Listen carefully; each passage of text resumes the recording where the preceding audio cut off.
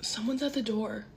Oh my god, I need to blend this out before Guys, this is insane. I answer my door and it's 3 wonderful girls holding this tray. It's Leon's Bagels. Y'all don't understand how much I fucking love Leon's Bagels. If you don't know, Leon's Bagels is like a really popular bagel place in the city. And I think this is for the new launch of Glow Recipes Cloudberry Cream. Came with, holy fuck, a whole block of butter. They also dropped off a cute little goodie bag. We have some flowers. We have another bag of Leon's. Cream cheese. My god, look at all the bagels. There's more. A hat with their Cloudberry toner. Champagne. Orange juice. Oh my god, the cutest little Leon's cup. And some socks. This is awesome, guys. Guys, I swear there's like a new update about the TikTok ban every 5 seconds. I honestly just like need to know. I'm dreading Sunday, but I also want Sunday to come faster. So we'll see like what the result is. But I also don't want it to come because if TikTok does get banned, then it's literally gonna happen in 2 days. Actually, it's Friday today, so we have 1 day left, which is so sad. Tomorrow could possibly be my last ever get ready with me on this app. But again, like my account might still be here since it's still set as Canadian, but I feel like they know I'm in the US, so they might ban me anyways. But I have a feeling that like nothing's gonna happen. Like I feel like we're just ramping all this up and nothing's actually gonna happen. But I need to like see it to believe it.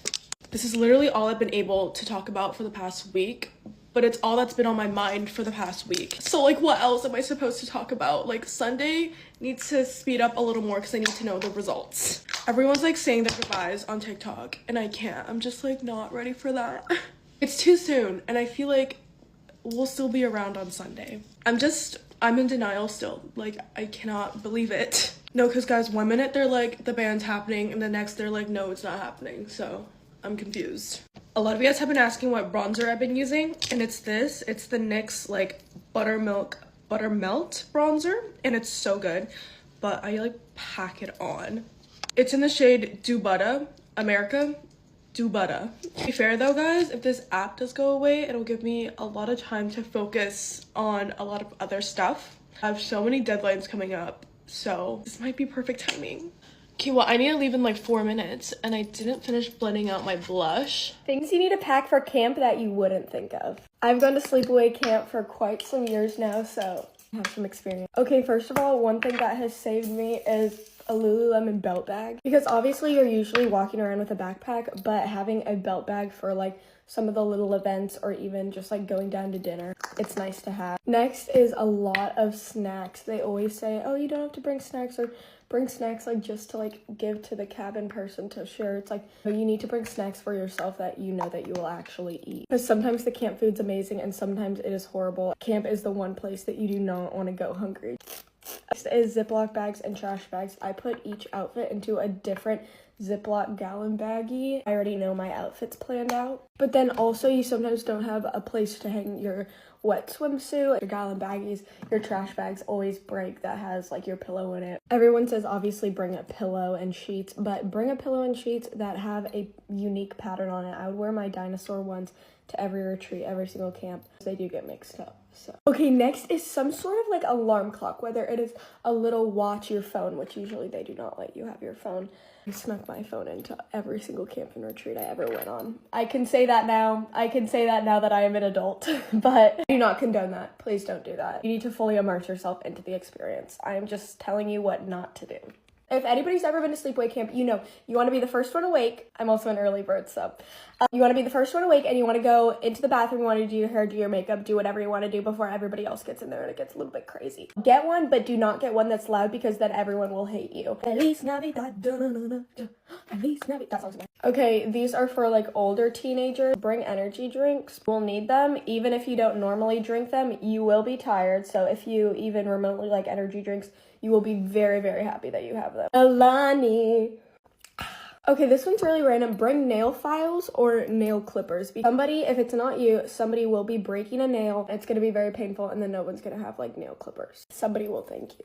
Bring iPhone chargers. I know you usually will not have your phone, but you will get your phone back at the end of camp and your phone's gonna be dead. Bring your stuffed animals, bring your baby blankets, bring your comfort items, because at some point, especially if it's longer than a week, you will be getting homesick and you just want something that smells like home and something that will comfort you and calm you down. Bring hair tools and makeup. I know you're probably not gonna wear makeup every day. I did do my hair and makeup every single day just because I was up really early because I didn't really sleep when I'm at camp. But usually at certain camps, it's a night where everybody kind of gets dressed up doing your hair and you will love it. Next up is baby wipes. I don't know about your camp, but we had a lot of like messy wars or color wars. You would have to go up to the cabin, shower, and get ready for dinner. A lot of the time, nobody would have time, but you had to take a shower because we were full of paint. Baby wipes are so insanely helpful. If you like sleep at all or you go to bed early, you need to bring AirPods or headphones and noise canceling, because I don't know about y'all, but my camp some nights went pretty late. Back to your cabin and you just want to go to sleep, but everyone's talking. Bring an insane amount of hair ties. Bring those baby hair ties, bring those big hair ties, bring the scrunchies. That smells like a strawberry acai lemonade. It's by CoverGirl. It's their jelly water. I feel like I can't breathe.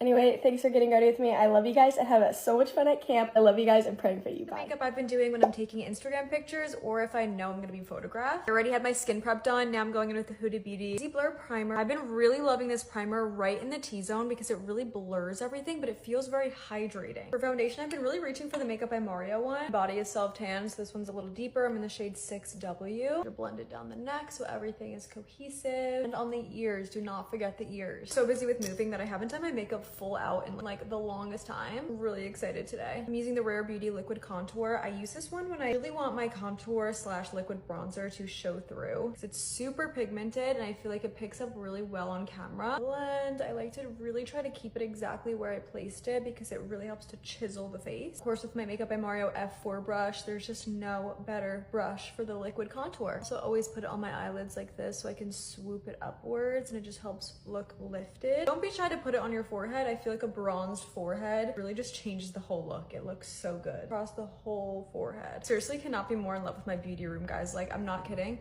I feel so happy when I'm in here. Just tell this is gonna be my safe place. This line right here on your nose is so important to keep very prominent. You want to blend it, but don't blend it too much where you can't see it anymore because it really creates the cutest little button nose. Time for concealer. I'm just gonna place it exactly where I normally do, right in the inner corner and on the outer corners and a little around my mouth. Blend that out with a little concealer brush, blending out the under eyes last because you want that to get tacky and have maximal coverage. Seriously, letting your concealer set for a sec before you blend it out is game changing. Blend. Concealer right in here is also gonna help shape your nose and blend upward. For blush, I'm gonna go with House Labs in Glassy Ginger. You guys know I'm obsessed with this shade and this formula. It's such a pretty shade. Love it. Looking good so far. Now we're going to set with powder. We're gonna set in just these areas. Directly underneath the eyes where we place the concealer. Right in the center of the forehead so we don't look greasy. On the mouth, with some bronzer. I'm gonna take that and go over that nose contour again. Really picks up on camera when you over it. And I'm also gonna put this bronzer in my crease. For the eyes, a super easy thing I like to do is take this MAC eyeshadow in the shade Swiss Chocolate. It's just like a nice chocolatey brown. Tiny brush like this. I literally just smudge it on the outer corner of my eye. Slowly bring it up almost in the formation of a wing, but it's just like shadow. Take it across the entire lash line and just smoke it in. Smokier the better. Also bring it a little bit on the lower lash line too, kind of just the outer corner. Literally that's it. Like, it just gives your eye a little something, but it's super easy. And this shade is just like perfect for it. Mascara, I'm using the L'Oreal Big Deal Mascara. Little powder blush, I'm gonna use the Kylie Cosmetics in Winter Kiss. Tops of my cheekbones. Then this highlighter from Hourglass is my favorite thing ever. It came in this little like trio that I don't even know if they sell anymore, but I just got one of those like customizable Hourglass palettes that I was able to select myself, which I'm gonna use that in a video tomorrow, I think, because I'm really excited about it. And then I feel like I've been doing this in every single video, but I literally cannot stop doing it. Last but not least, I'm gonna take some of the Glowy Super Gel, just a little brush like this, and put it on the back of your hand. Truly haven't been feeling complete without this step. And you just put it over just the cheekbones, and look at that dewiness. It looks so good. I get so many compliments on my skin when I do this, and it's literally just this product. Use a little bit of the Pat McGrath Glass Skin Setting Spray. For the lips, I'm going to do Kylie Cosmetics in Cappuccino and just line the lips. A little MAC Angel in the center. Makeup by Mario lip gloss in Perfect Pink. I swear I don't think these glosses get enough love, because whenever I need like a really glossy gloss, especially for a photo, these never fail, and they're so shiny and beautiful. Like, are you kidding? Obsessed. And there you go. That is my go-to makeup when I'm taking Instagram pictures, or I'm gonna be photographed, or if I just like want to make sure my makeup looks really good. This is what I do. I love it. Let me know what you guys think, and let me know what you want to see next in this new beauty room. I cannot wait to jump back into these videos. So comment down below and I will respond to your comment. Love you guys. If you're setting your face with pressed powder, loose powder, and it's still just looking too dry, cakey, creasy, disgusting, I got you, girl, because this is another mini masterclass. Welcome back. This is for powders. I'm teaching you all my secrets, all my tips and tricks on how to get a beautiful blurred under eye every single time while still maintaining a natural look. Nothing too cakey, nothing too drying or powdery. This is majority going to be using pressed powder, but I am going to talk about the difference between the two, why I love pressed powder, and when I like to use a loose powder. So get your pens and your papers, girls, and let's get into it. Okay, so first things first, I do not set my entire face with powder. I only set in the areas that I need it, and you will see that. So wherever I did contour and bronzer, I'm going to set that in place with the powder bronzer first. Doing your powder bronzer before setting powder will make it look the most seamless. If you don't want any creasing or patchiness, you have to make sure that your makeup is perfection before you put powder on, because once you set your makeup and your creases in place, there's no way you're going to get rid of them. So I like to use a little detail blending brush, and I'm just lightly blending wherever I crease, like my smile lines underneath the eyes is going to be really, really important. And then if there's anywhere else on the face where you feel like it might have gotten patchy, cakey, it's not blended correctly, we want to make sure all of that is gone. Okay, girls, there's a big difference between setting your face and baking your face. Setting your makeup in place is as simple as it sounds. That's locking in your makeup. It might give you a little bit of a blur, a little smoothness, but it's not doing anything drastic.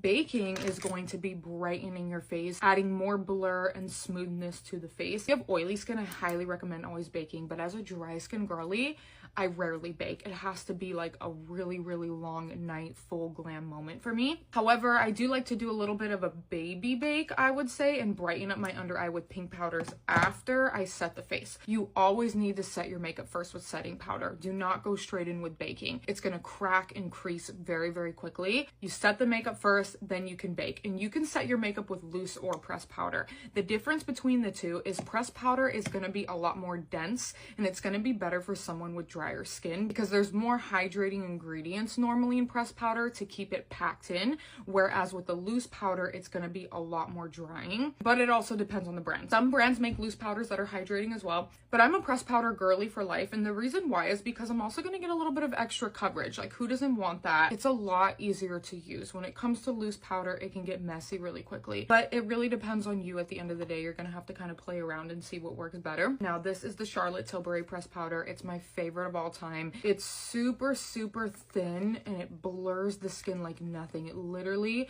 makes your skin look like an airbrushed filter. You want to use a smaller triangle puff. This is going to give you a lot more control than a bigger powder puff so that you can place it specifically in the areas you want it, again, so your face doesn't look too matte and dry and cakey. So I try to get an even coat on the triangle puff, and then I will pat the excess off on my hand every single time. You can always build up more product, especially when it comes to pressed powder. I find that a lot of people say, oh, pressed powder makes my face look so cakey. It's probably because you're putting way too much on at one time. You want to slowly build it up. You only need a little bit to set the area, and then we can always go in and add more. So basically what I do is I always start at the inner corner of the eye and then slowly press it out and lift it up. That way we can get a lifted look with the face too, and then I will go down. So we want to keep it in this triangle. I put most of the product directly under the eyes, and then whatever is left, I will lightly tap that over my smile lines and over the nose. Then I'm going to pick up some more product, and I'm going to set the chin in place because I tend to get really oily right here. And then again, whatever's left on the puff, you want to go right under where you put that bronzer, and this is going to do a little bit of like a reverse contouring moment, but also set all of that makeup over here in place. For the forehead, I always pick up more product because I get really oily on my forehead, so I like to make sure it's very, very smooth. This technique makes your makeup look so smooth and filter-like in the right places. I didn't put any of it in this area. I was very careful with how much I put here so it doesn't look cakey and thick, but I also got that extra coverage under the eye that I needed with this pressed powder. So I love doing a pressed powder first. When I use pressed powder, my skin never feels over dried. Now I'm going to show you my under eye brightening technique when it comes to powder. You're going to need a pink powder. Pink powder just makes your under eyes look so beautiful and bright without having to put a lot of product on. If you have a deeper skin tone, opt for something a little bit more yellowy, like a banana powder.